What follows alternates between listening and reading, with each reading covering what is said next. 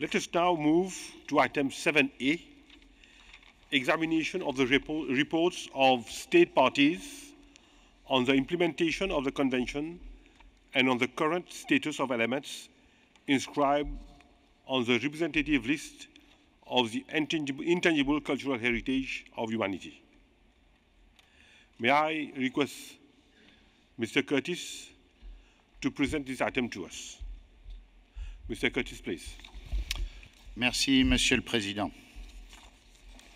Avant de vous présenter ce point, je voudrais attirer l'attention du Comité sur la réforme en cours du mécanisme de soumission des rapports périodiques sur la mise en œuvre de la Convention de 2003, qui a débuté immédiatement après la 7e session de l'Assemblée générale, en juin dernier, avec l'approbation du cadre global des résultats et la révision des directives opérationnelles sur les rapports périodiques.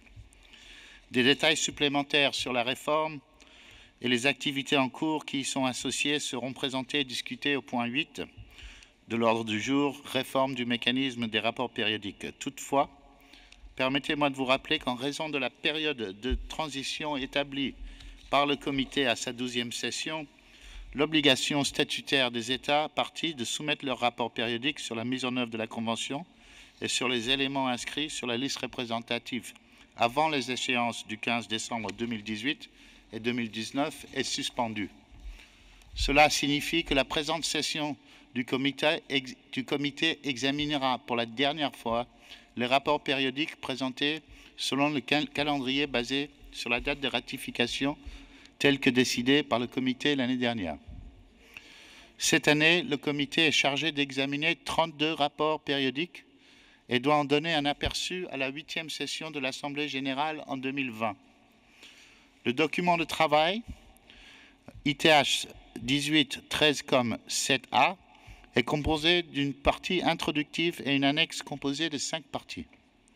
Avant de vous expliquer chaque partie, permettez-moi de vous informer que le secrétariat a publié une version révisée de ce document de travail afin d'indiquer dans le résumé du rapport présenté par la Mongolie, numéro 18, que tous ces éléments inscrits sur la liste représentative sont couverts par le rapport révisé soumis par la Mongolie après une lettre d'information supplémentaire au secrétariat. La partie 1 de l'annexe donne un aperçu général des rapports périodiques de 2018. Le tableau figurant au paragraphe 4 de l'annexe contient la liste des 32 États ayant soumis leur rapport pour le cycle en cours. Le tableau suivant, au paragraphe 5, donne des détails sur les 38 États qui auraient dû présenter leur rapport cette année. Permettez-moi de souligner encore une fois que la suspension de la date limite de soumission des rapports en 2018 et 2019 est également valable pour les rapports en retard qui ne sont pas soumis à ce jour. Par conséquent, les 38 États dans ce tableau soumettront leur prochain rapport dans le cadre du premier cycle de rapports sur base régionale à venir. Les 32 rapports à examiner avant couvrent 148 éléments inscrits sur la liste représentative, dont 16 sont des inscriptions multinationales. Il convient de noter que 3 États parties n'ont pas fait rapport sur 4 éléments inscrits sur la liste, à savoir le Bhoutan pour la danse des masques des tambours de Dramets, proclamée à l'origine en 2005 puis incorporée en 2008, la Chine pour les 24 périodes solaires, la connaissance en Chine du temps et les pratiques développées à travers l'observation du mouvement annuel du Soleil, inscrit en 2016, et l'Inde pour les 2 éléments, le Nowruz inscrit en tant qu'élément multinational en 2019 et élargi à d'autres pays en 2016, et le yoga inscrit en 2016. La partie 2 de l'annexe donne un aperçu des principaux sujets traités dans les 32 rapports soumis pour ce cycle, à savoir le cadre institutionnel, les inventaires, les mesures de sauvegarde prises au niveau national, ainsi que la coopération bilatérale, sous-régionale, régionale et internationale pour la sauvegarde du patrimoine vivant. Dans la partie 3 de l'annexe, vous trouverez une analyse approfondie des rapports soumis depuis 2011. Pour ce cycle, l'analyse se centralise sur les mesures prises par les États parties pour la sensibilisation à l'importance du patrimoine culturel immatériel. Plusieurs mesures adoptées par les États sont mises en lumière par l'analyse, notamment l'implication des divers acteurs pour assurer un impact plus large, la reconnaissance du rôle central des inventaires et leur accessibilité, ainsi que les proclamations des journées, années et semaines du patrimoine. L'une des mesures importantes est relative aux festivals culturels, qu'ils soient déjà existants ou bien nouveaux. De plus, la communication et l'engagement des médias est également souligné comme un rôle important pour accroître la prise de conscience au sein du public. La partie 4 de l'annexe offre une brève analyse générale sur le statut des éléments inscrits sur la liste représentative. Cette analyse prend en compte plusieurs dimensions relatives aux éléments tels que les conséquences des inscriptions, l'évolution de la portée des éléments, les efforts faits pour le promouvoir ou le renforcer, ainsi que bien sûr la participation des communautés aux activités de sauvegarde et aux exercices de reporting. Enfin, les entités compétentes impliquées dans la gestion et la sauvegarde des éléments inscrits sont aussi prises en compte. La partie 5 de l'annexe fournit les résumés de chacun des 32 rapports reçus. Cette année, les résumés correspondent aux informations fournies par les États à la section 1.6, résumé de leurs rapports respectifs. Ils seront publiés sur le site Internet de la Convention avec les résumés des rapports examinés par le comité entre 2011 et 2017. Merci, Monsieur le Président. Thank you, Mr. Secretary. I will now open the floor for a general debate and perhaps also invite members who submitted a report to share with us their experience and the challenges and opportunities encountered while preparing and implementing the convention at the national level.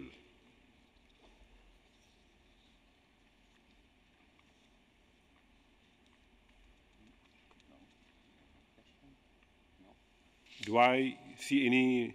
Observers are invited. Any states have submitted. Okay. No, none of the submitting states. Say none of the submitting states wish to. In that case, can we move? Yes, I see Philippine who wanted to comment. Thank you, Mr. Chair.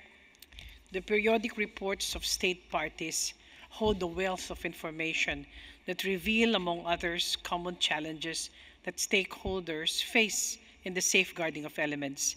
This is crucial for the future of the Convention as we delve into emerging issues such as the monitoring of elements after inscription on the lists. As we align the reporting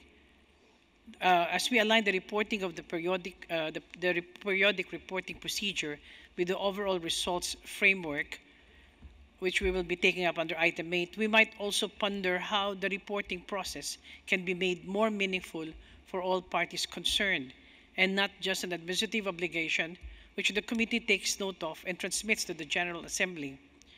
The committee might consider giving more detailed and interactive feedback to states parties. Besides the synthesis provided by the Secretariat, can there be a better way in which to distill and discuss best practices and lessons learned from the various reports? Could this be an area for accredited NGOs perhaps to play a role? Taking inspiration from other international bodies, could the peer review system be fathomed in which the committee would review periodic reports of state parties and adopt observations for each state party? This may help move the paradigm from focusing on the lists to zeroing in on outcomes and results on the ground. Thank you, Mr. Chair. Thank you, Philippine, for this very interesting suggestion. I see Austria and Jamaica also. Can I ask Austria to share with us, and Azerbaijan also afterwards? Thank you, Mr. Chair. Well, I would like to join the delegation of Philippines in commending all states parties who have submitted their reports on time. And we also thank the Secretariat for their in-depth overview of the reports. Now, these reports are not only an essential tool still for the committee to fulfill one of our core functions as mentioned in Article 7, but they can also be used as primary sources for scientific, technical, and artistic studies. And looking at the 2018 reports, I felt that they are also a valuable source of information for our current thematic priorities, such as ICH and education. Examples that I mentioned are inter alia experience-oriented approaches or summer schools in ICH management.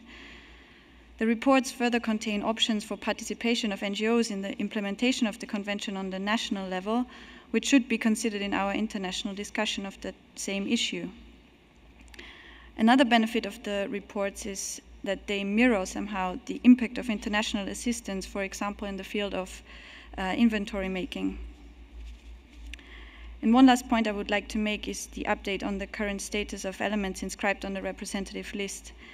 Austria has repeatedly raised concerns about the missing updates, which should contain a reflection on changing factors that might affect the status of an inscribed element where applicable.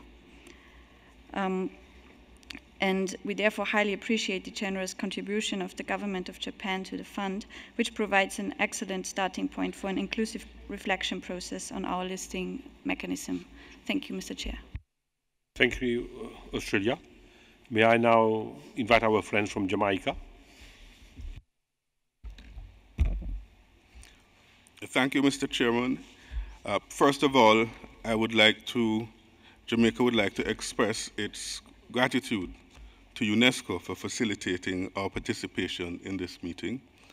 And we also would like to thank our hosts for the generosity of their welcome. And we look forward to continue enjoying your hospitality during the course of the week. In terms of the report, it was an interesting experience for us. It was the first time that we were actually having to report on the element that was inscribed, the heritage of the Moortown Maroons of Jamaica. And it provided an opportunity for us to actually evaluate the status of the element. So while it was a necessary function in keeping with the requirements of the convention, it also served our own purposes in terms of evaluating the status of the element. And going forward, we appreciate and accept the modifications that have been made to the reporting cycle, and we trust that this will improve even further our ability to monitor on a constant basis the status of elements inscribed for Jamaica. Thank you. Thank you, Jamaica. Azerbaijan, please. Thank you, Mr. Chairman. Azerbaijan thanks the Secretariat for the detailed document prepared for the examination of the last periodic reports on the implementation of the Convention. We commend the 32 member states for the reports submitted for the current cycle, and we welcome the efforts of the concerned state parties to meet the reporting requirement, even if a reform of periodic reporting is currently being put in place. Our delegation also welcomes the quality of the overview and the summaries of the periodic reports, which in our view provide very detailed and structured information to allow the committee to follow and monitor the implementation of the Convention at the country level. We particularly like the fact that a large number of countries have advanced with the efforts to ensure sustainable transmission of ICH, while involving to the extent possible the communities concerned, as well as enhancing inventorying and research efforts. We note with a great appreciation the fact that multinational nominations continue to contribute to the international cooperation even after the inscription of the elements into the list of the conventions. as countries increasingly continue to engage into joint safeguarding and promotion activities over the common heritage. Finally, we also note that a large number of countries have not submitted the reports yet, and we expect the reform of the periodic reporting mechanism will remedy this situation through the regional reporting, where guidance for the state parties' concerns will be provided. We encourage the member states to fulfill their reporting obligations, and the committee should monitor this issue very closely. I thank you very much. Thank you. I now invite Zambia to share with us his views on those reports. Thank you very much, Mr. Chairman. To begin with, I would like to just commend the Secretariat for coming up with an elaborate report such as this one. And also commend the two countries that have successfully submitted the reports. My area of concern is that we have a number of countries that have defaulted, and we do not know why the default rate is quite high. I'm concerned because when I look at the list here, a number of them actually are from my Group 5A, and I feel quite concerned. So I would like to find out whether the Secretariat would want to put in place a mechanism that may, some kind of a survey to find out why the default rate. Is it capacity, or is it just lack of interest, or what? And once we're able to establish the reasons for this, I would want us to go further and begin to establish what is the pattern that's involved. Is it the same countries that keep failing to report, or is it different countries that fail to report at different times?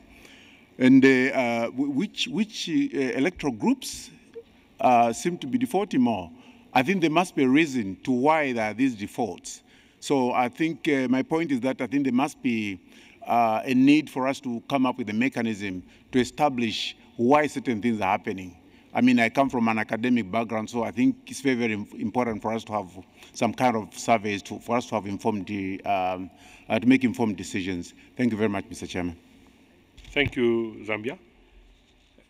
Maintenant, je vais demander à nos amis de Djibouti. Merci, Monsieur le Président. Le point relatif à la rédaction du rapport et de leur dépôt a retenu toute mon attention, et Djibouti a été parmi les 32 pays qui ont déposé le rapport.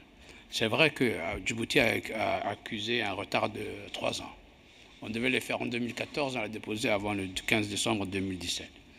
Et parmi vous, je crois que c'était vous, Monsieur le Président, il est important de s'interroger pourquoi ce retard. Le retard, est-ce qu'il est dû, comme m'a dit la personne précédente qui vient d'intervenir? Il y a beaucoup de facteurs. Premièrement, le facteur le plus important, c'est la nécessité de renforcement des capacités. Première chose. Deuxièmement, c'est la mobilisation de toutes les personnes et toutes les parties qui interviennent au niveau de la rédaction du rapport et de la mise en œuvre de la Convention. Là, au niveau de Djibouti, je tiens à remercier le facilitateur qui m'a aidé, par exemple, Mohamed Lemine, qui était déjà... qui m'a aidé, également Mme Karel Montey du bureau de l'UNESCO de Nairobi. Ça, c'est très important au niveau de l'implication des facilitateurs, des personnes ressources qui puissent aider.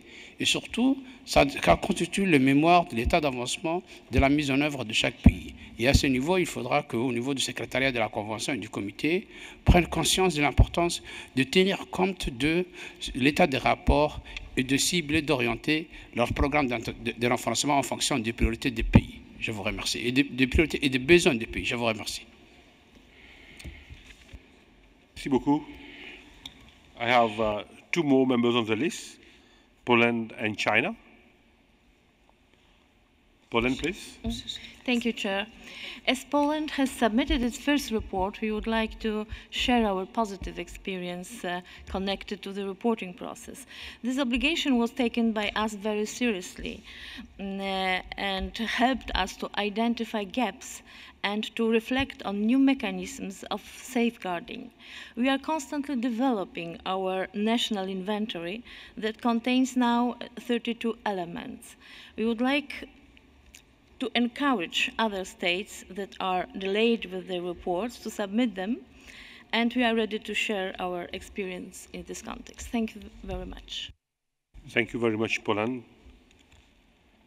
And may I now end with China? Thank you, Mr. Chairman, for giving me the floor. First of all, my delegation would like to commend the Secretariat for preparing such a detailed summary on those 32 reports submitted by the state parties this year. And through all the periodical reports of the state parties, we have got many various kind of information and good practices of different countries to adopt their measures and policies on implementation and safeguarding of ICH. We believe that we should take advantage of all these kind of information and good practices. Some may be very similar to what we are doing right now. For instance, for China, we now, since the year 2015, we have involved more than 118 colleges and higher education academies into those training courses and forums to facilitate those barriers and practitioners to help them to better understand the convention as well as better involved in the participation of the implementation. We have already found many similar practices by other state parties. Also, we have heard a lot of incorporation of ICH into the curriculum of schools mentioned by the previous speakers today. So we can get such kind of very effective information from all those periodical reports. And my second comment on this issue is that the big number of the delayed reports to much extent reflects the huge need for capacity building, not only for those state parties who haven't submitted their reports, even for those state parties who had already submitted the reports. Take China, for instance, because we have a large number of the population of communities, we still have we need to enhance the capacity on the implementation and specifically on the submitting of the periodic report. Fortunately, we have at the 7th session of the GA, we had just adopted the overall framework of the, and we have the 26 indicators for the overall results framework, which we could believe that will help to improve the reporting mechanism.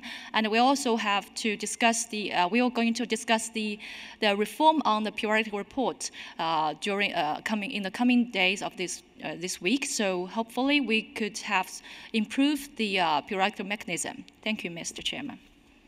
Thank you, China. We have a last member from the committee who wishes to intervene is Lebanon, and thereafter we have as observers Pakistan and Niger. Lebanon, please. Merci, Monsieur le Président.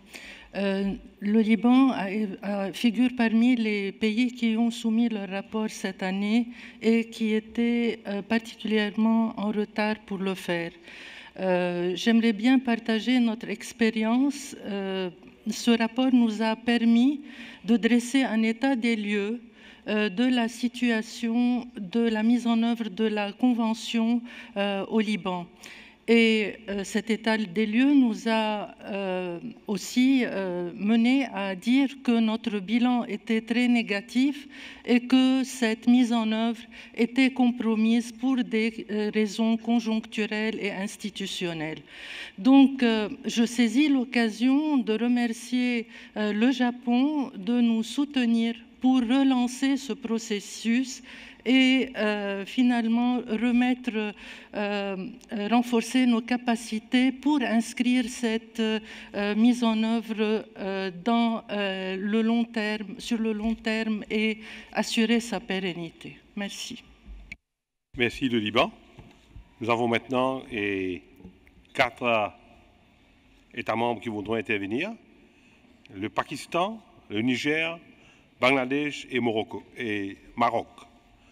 Je vais demander maintenant à Pakistan. Thank you, Mr. Chairperson. Pakistan, please. Thank you, Mr. Chairperson. First of all, let me, on behalf of myself and my delegation, thank and congratulate you, and through you, the government of Mauritius and the Secretariat for organizing this important event in such a wonderful way. Pakistan, being custodian of a rich, intangible and tangible cultural heritage, takes pride in that, and it is in this spirit that Pakistan signed the Convention of 2013. This is our second report that we are submitting this year, and it has been quite a learning experience for us.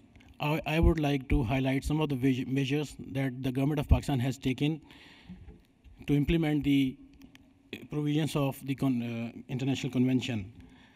Pakistan has a total 25 items or elements in its national inventory. We have jointly inscribed 2 elements, namely falconry and Nowruz, and this time Pakistan is presenting its third and independent element, namely Suri Gajak.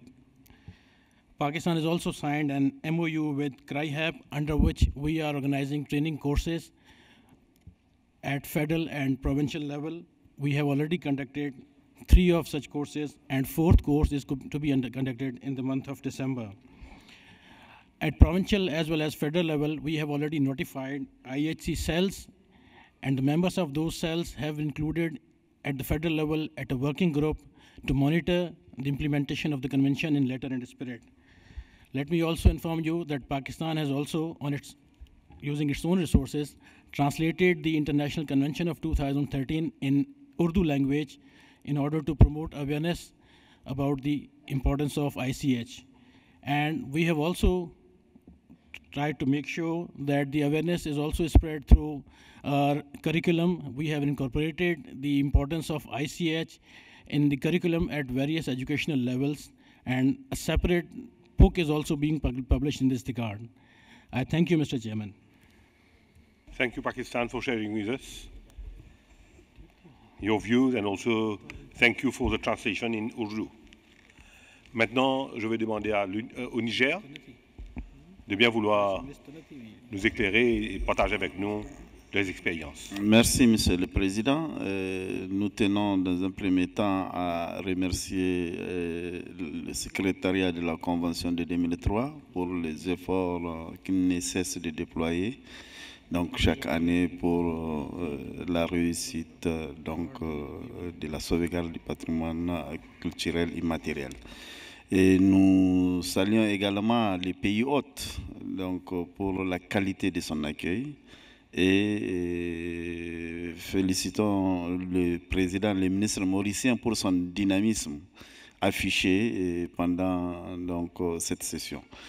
Revenons maintenant sur la question des rapports. Le Niger fait partie des pays en retard, mais du point de vue rédaction, nous avons fait presque toutes les bases.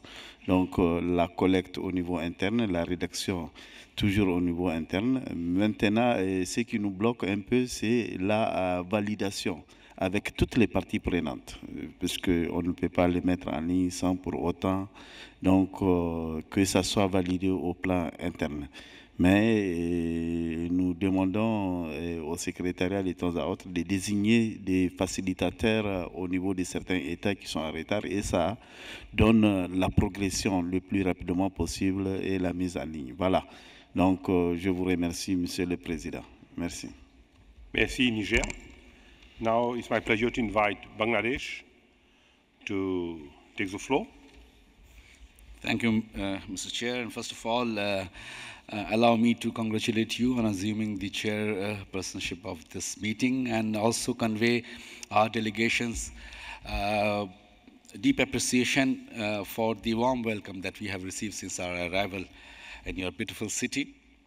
I would also like to commend and compliment the Secretariat for the summary and the report that they have prepared. On the report, I think that has given a a better insight into the process of preparing report. This was the first submission that we have made under the 2003 convention, and reported on the status of the elements that have been inscribed in a representative list.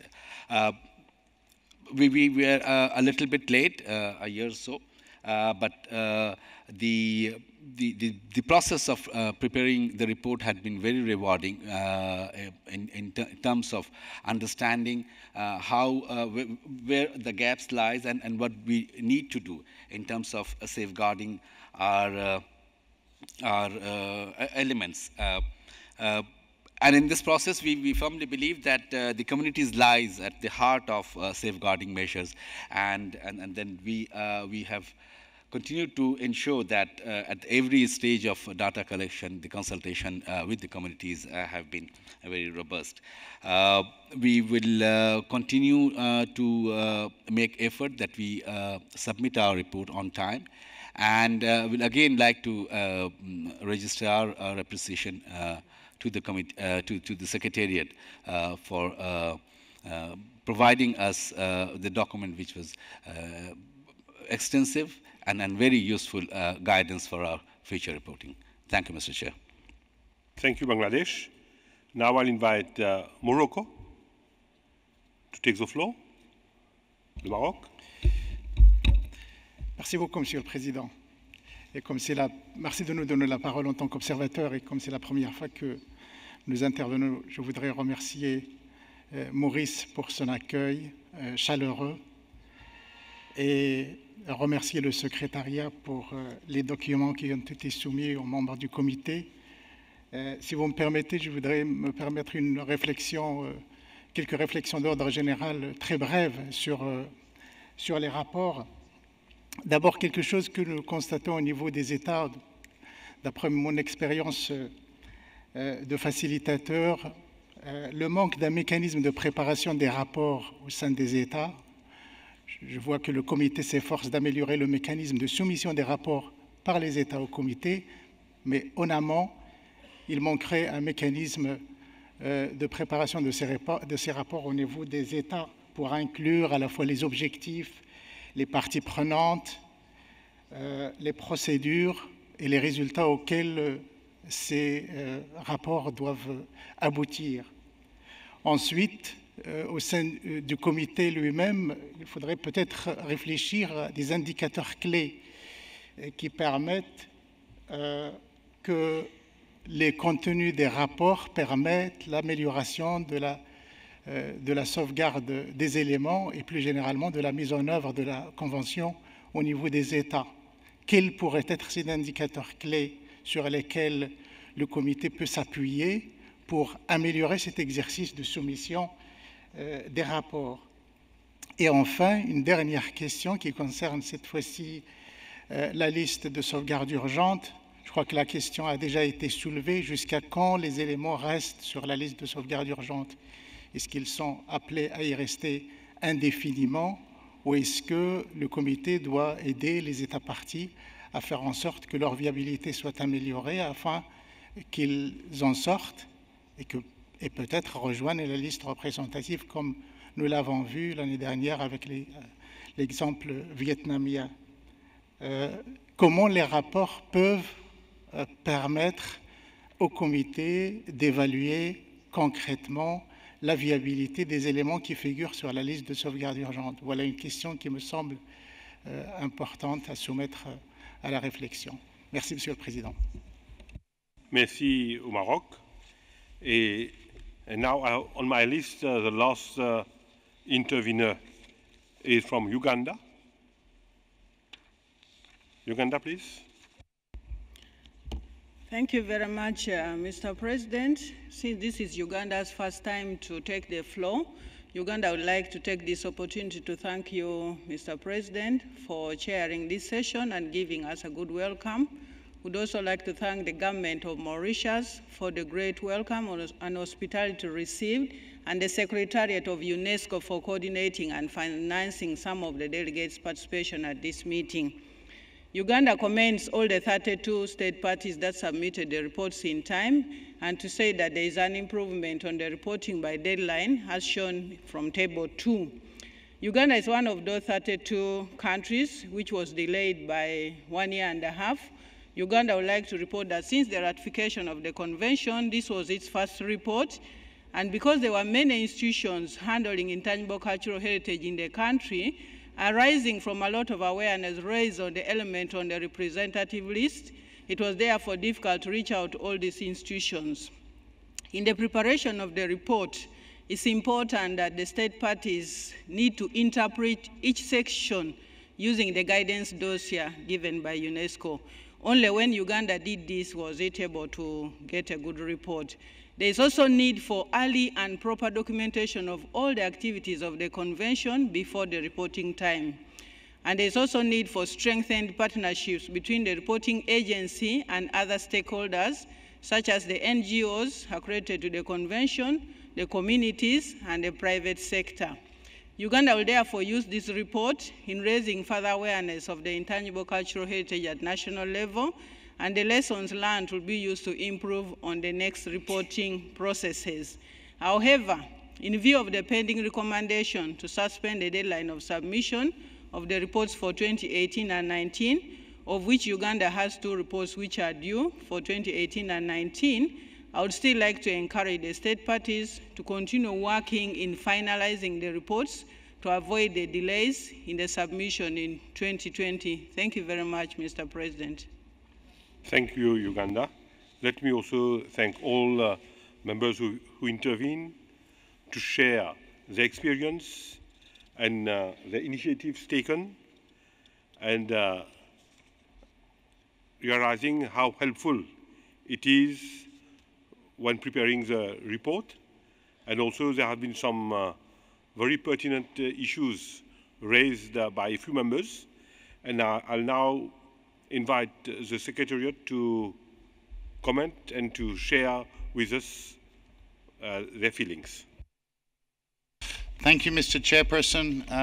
Indeed, it was very encouraging to hear all the comments about the reports, and I think there were some specific questions which I'd just like a minute to address, particularly concerning, I think, some of the questions from committee members, Zambia, Philippines, and Austria, which we're looking to improve. And I think, indeed, you've touched on, the question from the Philippines touched on the very purpose of the reform that is currently underway.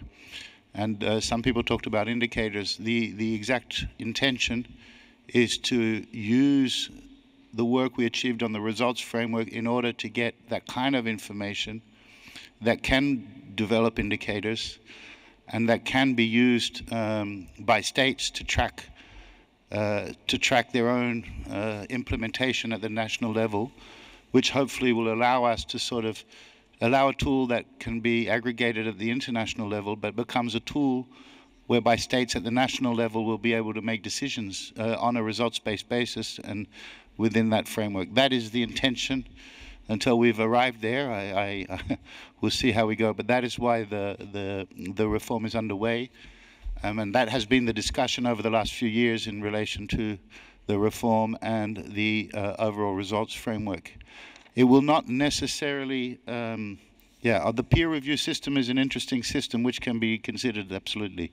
It's not something that's been done to now. There's no reason, should states parties wish to engage with that system, that it couldn't be done.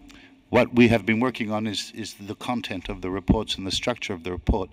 But that will not necessarily address at the moment the questions raised by Austria on the elements themselves that are inscribed on the lists, which is not outside the frame of the overall results framework, but which should come up in this overall reviewing of the listing mechanisms, including under item 9 of this committee. And in concern to the questions raised by Zambia as to why countries are not reporting, part of the reason to reform to a regional cycle is to allow sort of collegial exchanges, capacity building programs in the years of the regions, so that hopefully, and this is somewhat similar to the approach that's been done in World Heritage, we can organize, particularly through our network of field offices, workshops, bringing groups of countries together to work on training and preparing in the same year for their reports. Thank you, Mr. Chairperson. Thank you, Mr. Secretary. I feel that it is now high time for us to move to the decision. May I refer you to document ITH 1813, COM 7A, and its draft decision in paragraph 5, which we have now on the screen. And may I ask the committee to adopt the draft decision 13, COM 7, as shown on the screen. Once again, we are going to proceed paragraph by paragraph. Paragraph 1, the citation of the document. Any objection? Adopted. Paragraph 2,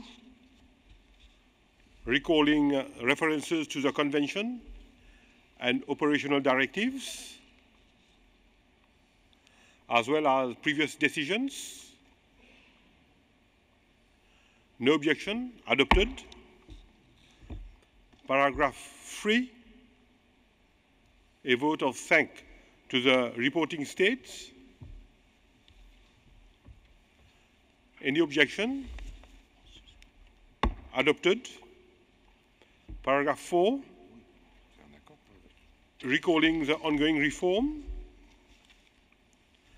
and suspension of the deadlines. Any objection? Adopted. Paragraph 5, welcoming the overview and the contents of the report summarized therein.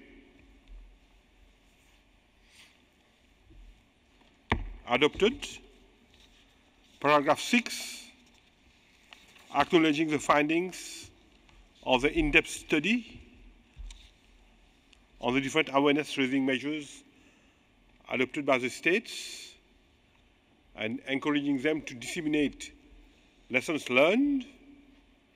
Do we agree? Yes, Djibouti wanted to... Oui, Monsieur le Président. Moi, je proposerais qu'au niveau du point 6, qu'on ajoute que les résultats du débat auxquels on a pu assister et les interventions des participants puissent être prises en considération et incluses dans ce paragraphe 6.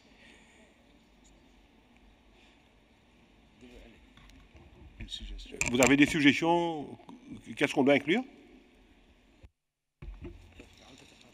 On peut inclure également au niveau actuellement lié à la mise en œuvre de la Convention concernant ce sujet ainsi que tous les autres couverts par la reçue, il serait également souhaitable de prendre en considération les points sensibles, ciblés et non ciblés par les différentes interventions de débat.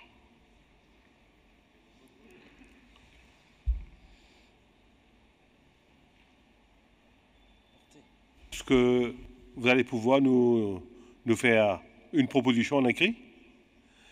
Comment vous voulez que le paragraphe soit libellé?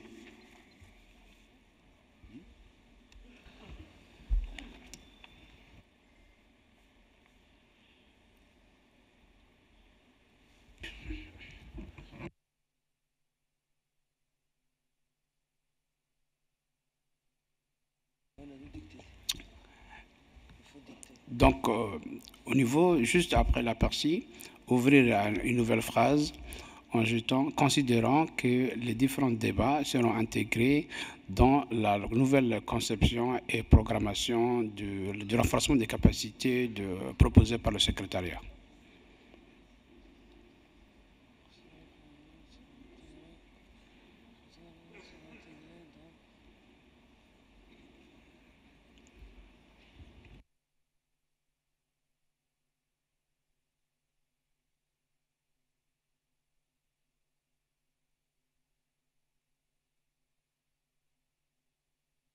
Je voudrais avoir l'avis des membres sur la proposition de Djibouti.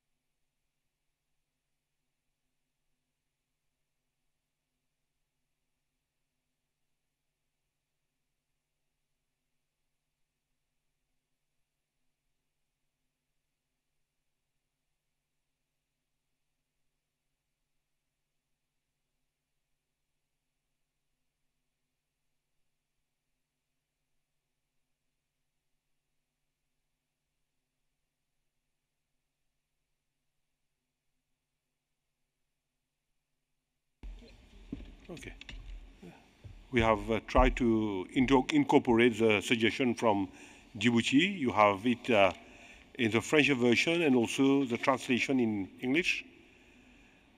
Do I take it that there is no objection to the proposed amendment? I see Armenia wishes to say something.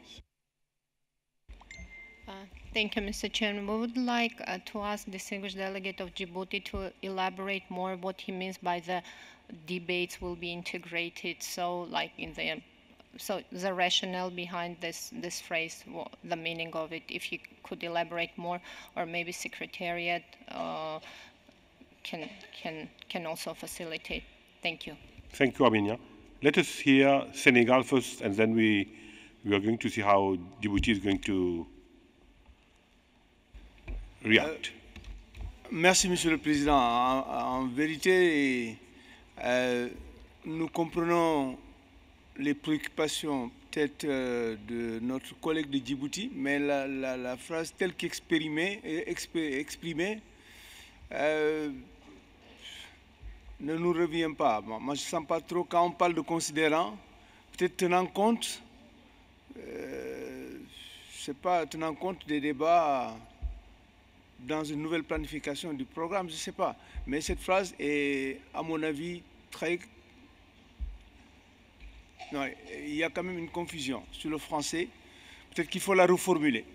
Mais le considérant me gêne, moi. Peut-être effectivement que si Djibouti précise sa pensée, ça nous permettra d'avancer un peu plus et de reformuler. Merci. Merci Sénégal. Je passe la parole à Togo qui voudrait nous dire quelque chose. Merci, Monsieur le Président. Je pense que ce que vient de dire le collègue du Sénégal est fondé. On peut dire, en tenant compte des débats de la nouvelle planification du programme de renforcement des capacités. En tenant compte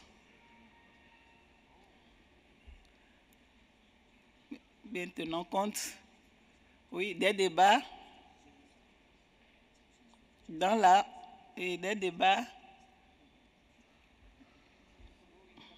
la nouvelle planification du programme de renforcement des capacités.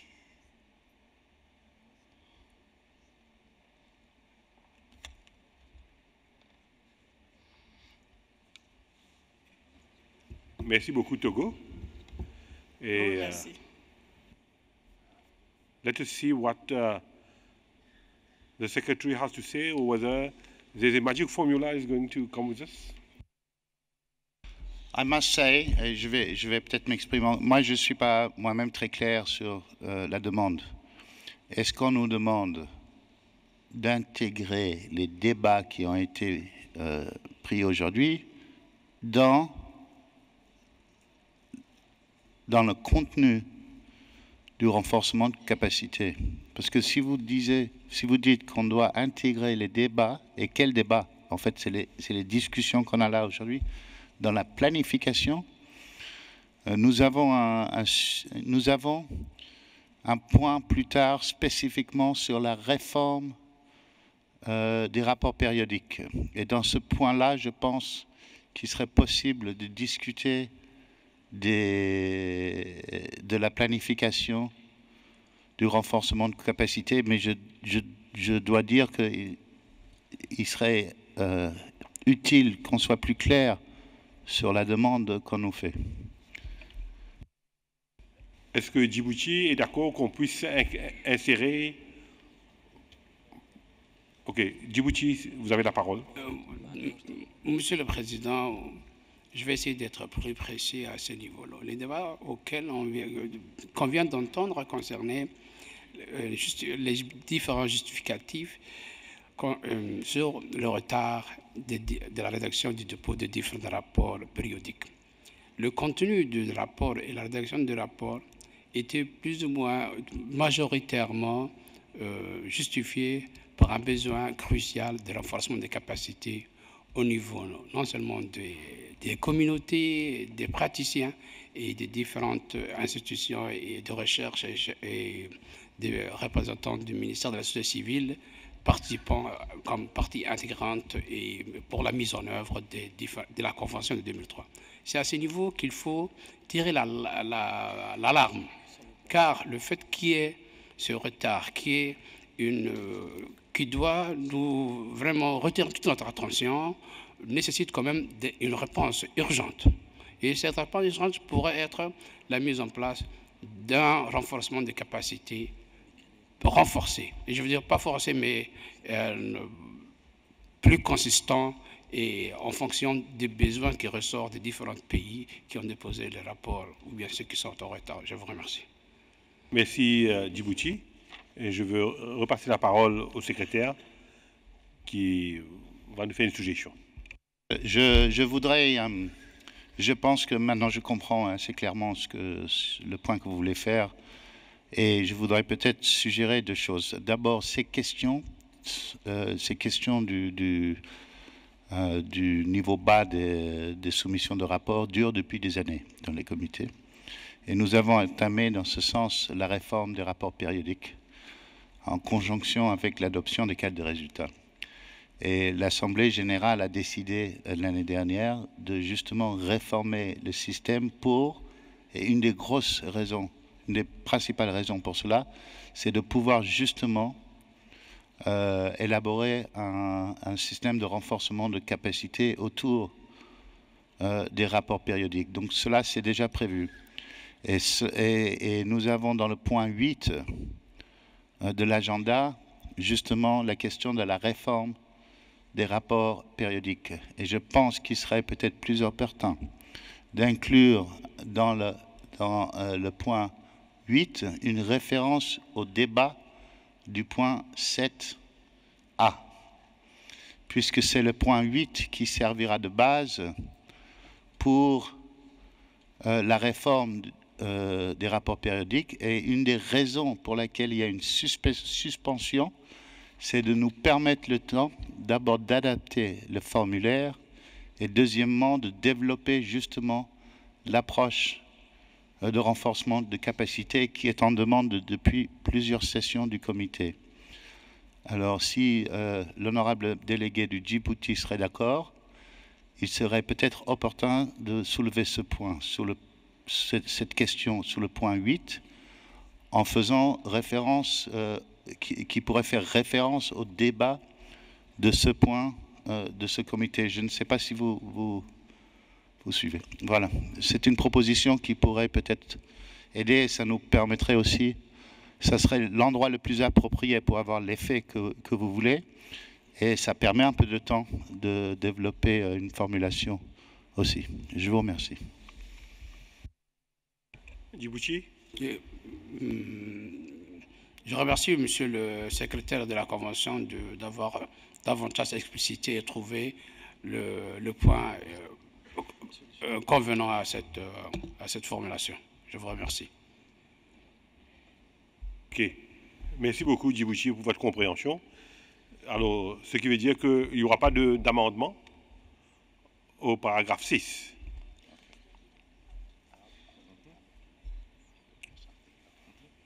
OK. On est d'accord? OK, approuvé. Et finally, paragraph 7, to submit the overview of the 2018 reports to the General Assembly. Adopted. We have now to adopt the decision as a whole. Are we agreeable? I therefore declare decision 13.7 adopted. Thank you.